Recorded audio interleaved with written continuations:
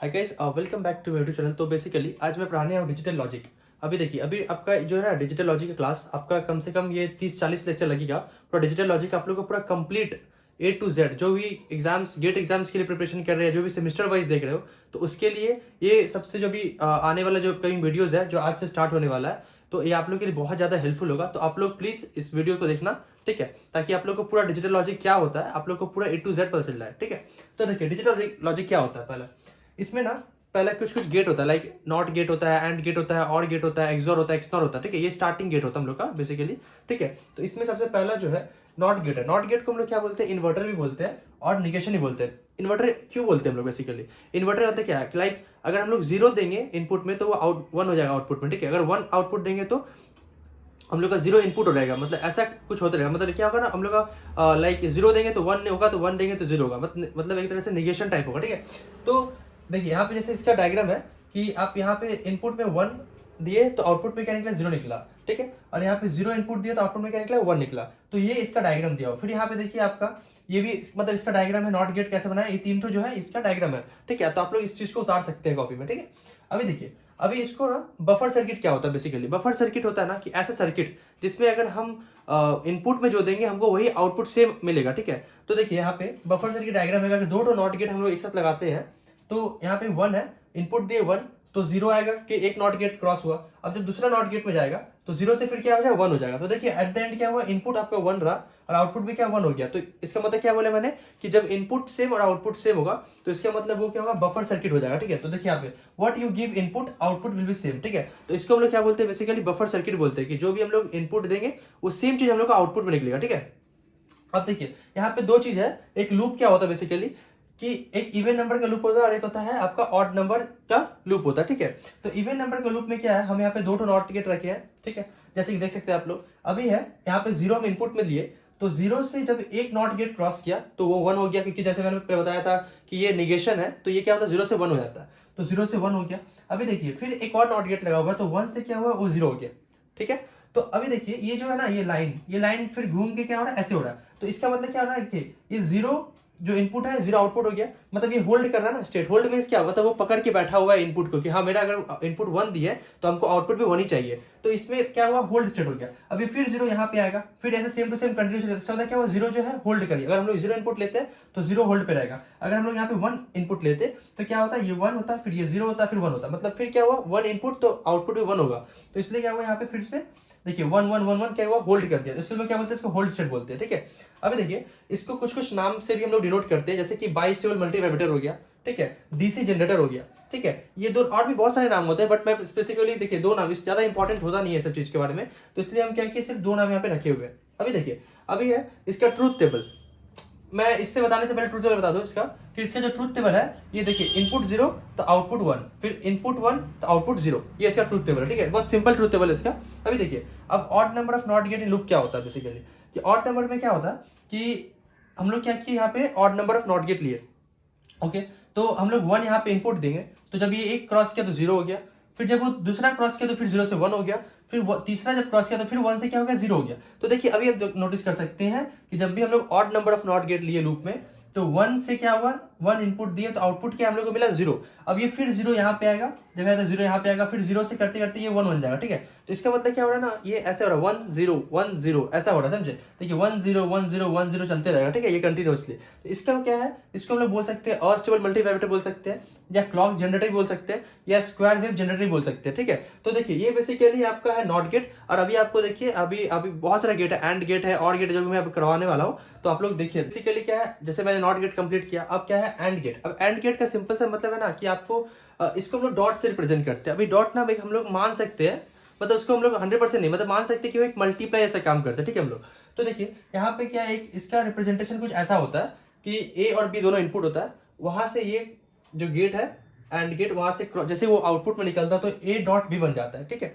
ये हम लोग का आपका नॉट गेट का सॉरी एंड गेट का रिप्रेजेंटेशन है, ठीक है। अभी देखिए इसका ट्रूथ टेबल क्या है, ए अगर हम लोग जीरो लेंगे और बी हम लोग जीरो लेंगे तो क्या होगा, ये ए डॉट बी जो है ना ये जीरो बन जाएगा। क्यों, क्योंकि देखिए ये जैसे इसका मतलब है ना कि हम लोग जब भी एक इनपुट हाई रखेंगे, समझ लीजिए इनपुट हाई रहेगा अगर 1.1 है तो हम लोग का आंसर 1 आ जाएगा, ठीक है। अगर लेकिन इनपुट अगर लो रहेगा, एक अगर इनपुट लो रहा तो वो क्या होगा, आउटपुट को भी लो कर देगा। मतलब अगर इनपुट में अगर 0 रहा तो आउटपुट भी आपका समझ लीजिए 0 हो जाएगा। सिंपल सा बात यही है। तो आप लोग देख सकते हैं कि जैसे 0 इनपुट में है तो 0 बन जा रहा है, ठीक है। भले यहाँ पे A 1 है लेकिन B क्या है, 0 हो गया, तो क्या गया, आउटपुट 0 हो गया। जैसे मैंने बोला था कि एक भी इनपुट लो तो आउटपुट लो हो जाएगा, ठीक है। तो आप कुछ नहीं कर सकते, चाहे 1 रहे या ना रहे, आपका इनपुट अगर लो हुआ तो आउटपुट भी आपका लो हो जाएगा, ठीक है। अब देखिए 0 और 1 0, फिर 1 1 1, मतलब क्या हुआ, बेसिकली इसका एक ट्रूथ टेबल है कि 0 0 0 0 1 आपका 0 1 0 भी आपका 0 और 1 1 आपका 1 हो जाएगा। ये आपका ट्रूथ टेबल है, ठीक है। अभी देखिए ये जो एंड गेट है वो आपका इनेबल और डिसेबल, मतलब ये क्या इनेबल और डिसेबल मतलब क्या बोल रहे हैं समझ में नहीं आ रहा। तो देखिए इनेबल मतलब क्या होता है कि आप ये जो एंड गेट है ना, बेसिकली ये कंट्रोल 0 पे डिसेबल होता है और कंट्रोल 1 पे इनेबल होता है। इसका आप लोग डायग्राम देख सकते हैं कि हम लोग जैसे इनपुट आपका 0 दिए, ठीक है, तो ये क्या होगा, डिसेबल हो गया, ठीक है। और जैसे आपका इनपुट 1 दिए तो ये क्या हो गया, इनेबल हो गया। तो इसलिए मैं बोल रहा हूँ कि इनेबल और ये क्या होता है, कंट्रोल 0 पे डिसेबल होता है और कंट्रोल 1 पे इनेबल होता है, ठीक है। तो ये आप लोग देख सकते हैं, इसका स्क्रीनशॉट भी ले सकते हैं आप लोग, ठीक है। मैं हट जाता हूँ, ठीक है। अभी देखिए तो इसमें मैंने लिखा if 1 input low output low, ये समझ में आ गया पहले। अभी देखिए it follows commutative law and associative law, मतलब क्या बोल रहा है कि ये जो एंड गेट है ये बहुत कम्यूटेटिव और एसोसिएटिव लॉ को फॉलो करता है। तो आप लोग देख सकते हैं A dot B equal to B dot A, ये क्या है, कम्यूटेटिव लॉ है, ठीक है। और A dot B dot C equal to A dot B फिर ब्रैकेट डॉट सी, ये आपका एसोसिएटिव लॉ है। मतलब ये दोनों रूल को आप लोग को फॉलो करता है, both commutative law and both associative law, ठीक है। अभी देखिए एक लास्ट इंपॉर्टेंट चीज है जो कि एग्जाम्स में सेमेस्टर वाइज एग्जाम्स में ये पूछे जाते हैं, गेट में भी कभी कभी पूछ लेता है, ठीक है। तो टीटीएल और ईसीएल क्या होता है, तो टीटीएल क्या मैं बता रहा हूँ फुल फॉर्म में, टीटीएल का फुल फॉर्म है ट्रांजिस्टर लॉजिक, और ईसीएल क्या है, इमिटर कपल्ड लॉजिक। अब देखिए ये दोनों क्या है, तो टीटीएल में क्या होता है ना, जब भी टीटीएल रहेगा क्वेश्चन में तो उसका जो इनपुट रहेगा ना हमेशा 1 रहेगा, मींस आपका जो कोई भी एंड गेट का जो इनपुट होगा वो आपका 1 होगा, ठीक है, उसमें से कोई एक तो। अब जब ईसीएल बोल रहा है तो आपका इनपुट क्या होगा, हमेशा 0 रहेगा। तो आप ये बात हमेशा याद रखिए कि जब टीटीएल मींस 1 और ईसीएल मींस 0, क्योंकि ये एग्जाम टाइम पे बहुत ज्यादा क्वेश्चन शॉर्ट क्वेश्चन पूछ लेते हैं, या कभी कभी आपको एंड गेट एक बना के दे रहा है और आपको लिए समझ लीजिए ये आपका जगह छोड़ दिया, ठीक है। आपसे पूछ रहा है कि टीटीएल बनाइए, तो क्या करेंगे, यहाँ पे टीटीएल है तो आप पता कि 1 है तो आप 1 बैठा देंगे यहाँ पे। तो ये हो गया कि ट्रांजिस्टर लॉजिक और इमिटर कपल लॉजिक में क्या डिफरेंस है। अभी देखिए इसका एंड गेट में बनाया कि A और 1 है, मतलब एक इनपुट 1 है तो आउटपुट क्या होगा, मैंने क्या बोला, जब भी इनपुट हाई रहेगा तो यहाँ पे आपको क्या दिख रहा है, 0 तो नहीं दिख रहा है ना, लो इनपुट नहीं है तो आपको ऑब्वियसली इनपुट लो नहीं आएगा। तो A.1 क्या होता है, यहाँ पे A.1 आपको A रहेगा, ठीक है।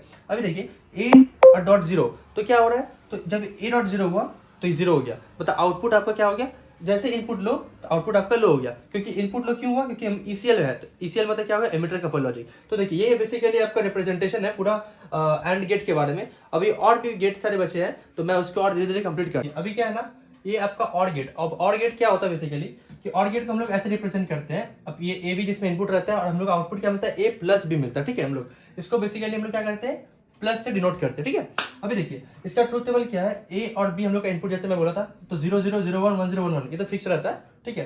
तो 0 0 के क्या होगा, ए प्लस बी 0, ठीक है। इसमें क्या होगा, इसमें बताने से पहले मैं बता देता हूँ ये चीज कि अगर एक भी इनपुट हाई रहेगा, ठीक है, अगर एक भी इनपुट हाई तो आउटपुट हमेशा हाई मिलेगा, ठीक है। अगर आपका इनपुट 1 रहेगा, मतलब हाई मींस क्या होता है, 1 होता है बेसिकली। अगर एक भी आपको इनपुट में 1 दिख जा रहा है तो आपका आउटपुट में आप आंख बंद करके 1 लिख दीजिए, ठीक है। तो देखिए 0 0 0 यहाँ पे 1 नहीं दिखा, लेकिन 0 1 जैसे आया तो ये क्या हो गया, 1 हो गया, ठीक है। मतलब क्या बोला मैंने, जब इनपुट हाई हो गया तो आपका आउटपुट हमेशा हाई रहेगा। फिर 1 0 पे 1 हो गया, 1 1 पे तो ऑलरेडी 1, क्योंकि दोनों इनपुट ऑब्वियसली हाई है, ठीक है।